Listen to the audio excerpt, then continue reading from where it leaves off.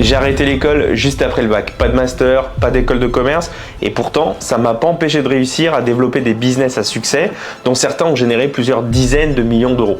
Et ça, c'est pas grâce à un diplôme, c'est pas grâce à un réseau, mais c'est grâce à une industrie dont personne ne parle sérieusement. Je veux bien sûr parler du marketing de réseau.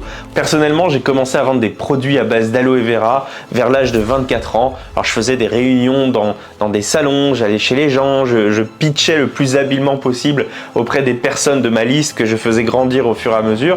Mais c'est là, dans cette école informelle, que j'ai appris à vendre de façon éthique, à écouter, à construire une équipe, à prendre des claques et à recommencer le lendemain. La vérité, c'est que le MLM m'a donné des armes que la plupart des entrepreneurs n'ont pas et que la plupart des écoles, des universités, etc. ne donneront jamais. Tu vois, les gourous que tu vois sur les réseaux, ils te parlent de structure, de CEO, de mindset, de growth hacking, etc.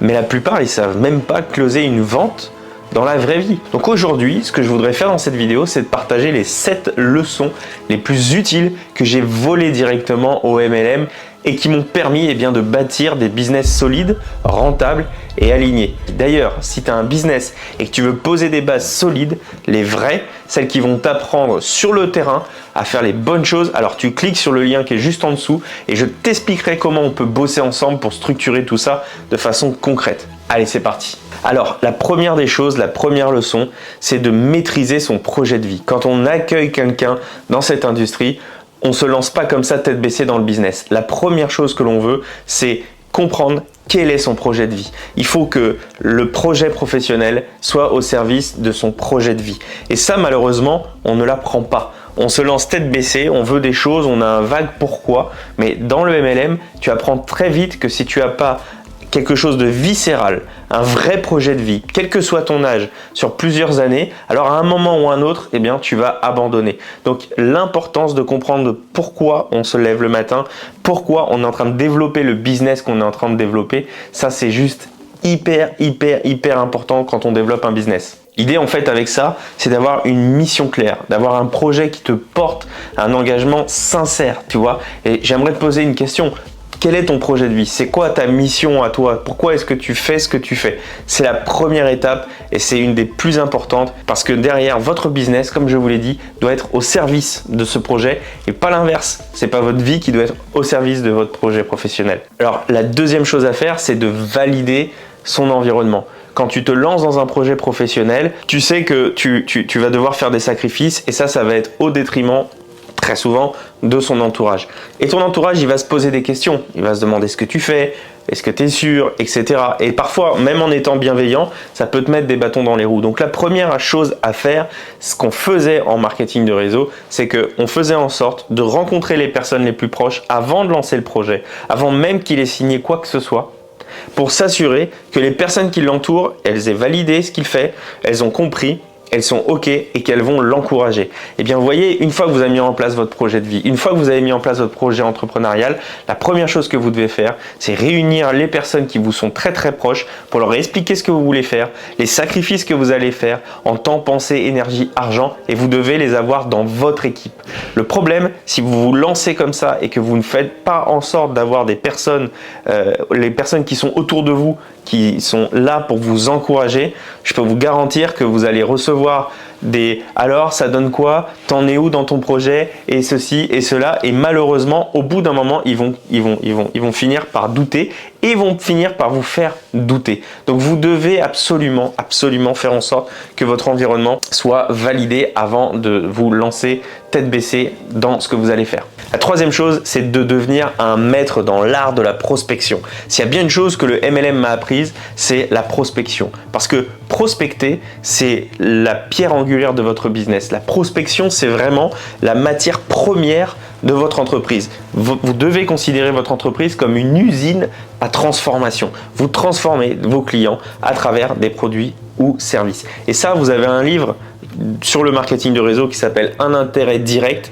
qui en parle très bien. Et ce livre-là vous fait comprendre, et moi je l'ai très vite compris grâce au MLM, que vous devez prospecter de façon continue, de façon constante et vous devez prendre plaisir à le faire. Vous ne pouvez pas fabriquer quoi que ce soit si vous n'avez pas de matière première. Ok?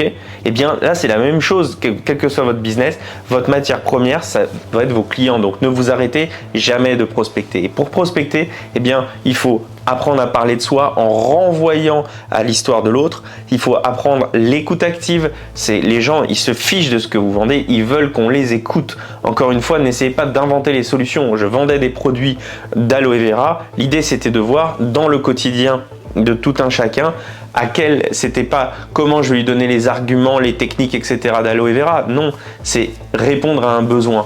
Et dans cet exemple-là concret, c'était quoi leur besoin? On a tous besoin de se nourrir. Et pourquoi on se nourrit? Pour apporter des nutriments à notre corps. Sauf qu'aujourd'hui, dans l'industrie classique, eh bien, on n'a pas assez de nutriments dans l'alimentation moderne pour pouvoir satisfaire à 100% nos besoins nutritionnels. Donc aujourd'hui, compléter son alimentation avec des compléments alimentaires n'est plus un luxe, c'est une nécessité. Vous voyez, je ne vous ai pas parlé d'aloe vera, je vous ai répondu à votre besoin primaire qui est de vous nourrir. Et bien c'est ça la prospection. Et bien le MLM m'a appris à prospecter de cette façon et de façon constante. Et puis la troisième chose que je dirais, c'est apprendre à se créer un système de gestion de ses prospects pour ne jamais perdre une relation. D'accord?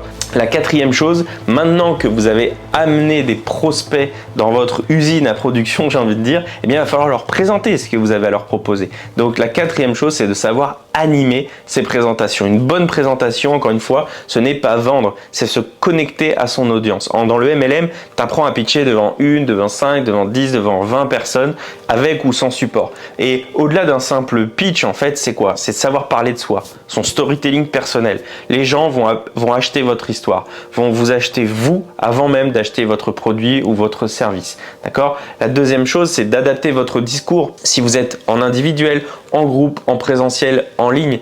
Et l'objectif, on le verra un petit peu après, mais dans votre présentation, ça va être vraiment de présenter votre démarche, de présenter l'entreprise avec laquelle vous travaillez, de présenter les produits ou services avec lesquels vous travaillez avec toujours l'angle de l'autre. C'est-à-dire, vous ne pouvez pas réussir tout seul, vous ne pouvez pas faire un couple tout seul, vous ne pouvez pas faire du chiffre d'affaires sans client, etc. Eh bien, là, c'est pareil. Comment je présente ce que je suis en train de faire, comment je personnalise ma présentation à la personne qui est en face de moi ou au groupe qui est en face de moi. Encore une fois, les gens adhèrent à une démarche. S'ils sentent que vous savez où vous allez, eh ben, ils auront envie de vous suivre. S'ils sentent que vous avez compris quelque chose que eux n'ont pas compris, ils vont avoir envie de le comprendre. Donc tout ça, c'est un art d'apprendre à présenter de façon dynamique, de façon engageante, de faire naître en fait le feu chez l'autre. Vraiment, c'est hyper important de savoir à la fois faire naître l'excitation et à la fois bien sécuriser. Et l'objectif, eh bien, très souvent, c'est de décrocher un deuxième rendez-vous parce que très souvent en vente directe par réseau, vente directe parce qu'on est en direct dans le circuit, c'est pas forcément, et c'est très souvent d'ailleurs, c'est pas de faire une vente dans l'instant parce que c'est pas ce qui vous rendra riche. Et justement, ça nous emmène à notre cinquième leçon qui est assurer le suivi. D'accord? Un bon contact, c'est un contact que tu entretiens. Encore une fois, la plupart des business de marketing de réseau vous parlent de liberté financière parce qu'on est sur des business de récurrence. On est sur du recurring et ça passe par le suivi. D'accord? On nous apprenait à choisir une entreprise qui proposait un produit ou un service qui était récurrent, c'est-à-dire qu'on va prospecter une fois et notre client, parce qu'on va bien le suivre, va nous payer tout le temps. Et ça, c'était hyper important. Et ça passe par le suivi. Donc, un bon contact, encore une fois, c'est quelqu'un qu'on suit. Et l'importance du suivi, c'est dans tous les business, c'est primordial. Même si ce sont des personnes qui vous ont dit non, ça ne veut pas dire qu'elles vous ont dit non, ça veut juste dire qu'elles n'étaient pas prêtes à ce moment-là. Donc, l'importance du suivi, même si ce sont des partenaires ou des prospects chauds, il faut vraiment avoir un carnet de suivi pour être minutieux et méticuleux dans ce que vous faites. Dans le MLM, on t'apprend à jamais lâcher quelqu'un et avoir un vrai système de suivi parce qu'encore une fois, c'est un travail de longue haleine, mais c'est un travail d'organisation où on vient comme ça passer encore et encore et encore jusqu'à ce que l'approche puisse faire mouche sans être intrusif, etc. Donc dans les techniques justement, c'est qu'on va faire des relances sans être intrusif, on va donner beaucoup de valeur, on va donner des nouvelles, on va partager un conseil, on va faire tester les produits ou services gratuitement. Il y a tout un protocole de suivi client avec des fiches suivies, des notes, des rappels. C'est passionnant et tout ça, ça fait vraiment une différence entre un business qui va faire du one shot et un business qui va faire de la récurrence. Et puis la troisième chose, c'est d'obtenir des recommandations. En fait, un non, c'est jamais un vrai non parce que l'objectif derrière, c'est ok, peut-être que cette personne, elle n'est pas prête pour prendre votre produit ou service, mais peut-être qu'elle peut vous recommander du monde. Tout ça, c'est vraiment des clés pour apprendre à se développer. La sixième chose, c'est de développer une équipe. En fait, c'est pas ton chiffre d'affaires qui va faire ta force, c'est le chiffre d'affaires de ton équipe. Vous connaissez l'adage, tout seul on va plus vite, ensemble on va plus loin. Et bien dans le MLM, on t'apprend à accompagner des gens, à recruter des gens, à mettre en place étape par étape, à faire passer les gens de l'incompétence inconsciente, ils ne savent pas qu'ils ne savent pas, vraiment à la compétence consciente, voire même à la maîtrise, ok, à la compétence inconsciente, pardon, voire même à la maîtrise. C'est hyper important et pour ça, on va mettre en place des indicateurs de croissance, chiffre d'affaires, nombre de prospects, combien de fois il y a eu de prospection, taux de conversion, etc.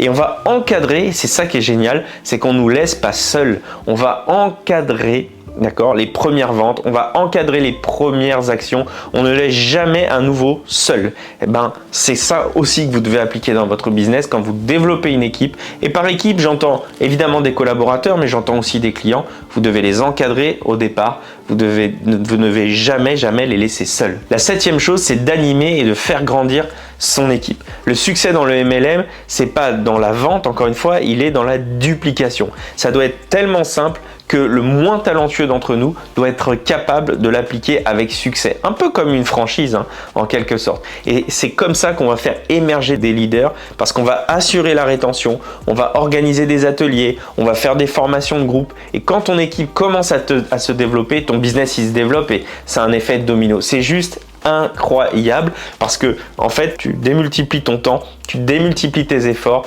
et tu vas vraiment à ce moment-là créer quelque chose d'extraordinaire. Et voilà donc les 7 leçons qui peuvent complètement changer un business et ta vie de façon générale. Et si tu es resté jusqu'ici, c'est que tu le sais, c'est sûrement que tu veux plus qu'un business de surface. Tu en as un peu ras-le-bol en fait des méthodes et des approches superficielles. Et si tu es prêt à construire un vrai système solide, rentable, duplicable et comme j'aime le dire, aligné, alors maintenant tu sais ce qu'il te reste à faire. Tu prends le lien qui est juste dans la description et je vais t'offrir 30 minutes de mon temps et si ça colle, on verra comment on peut bosser ensemble. Alors à tout de suite de l'autre côté, ciao.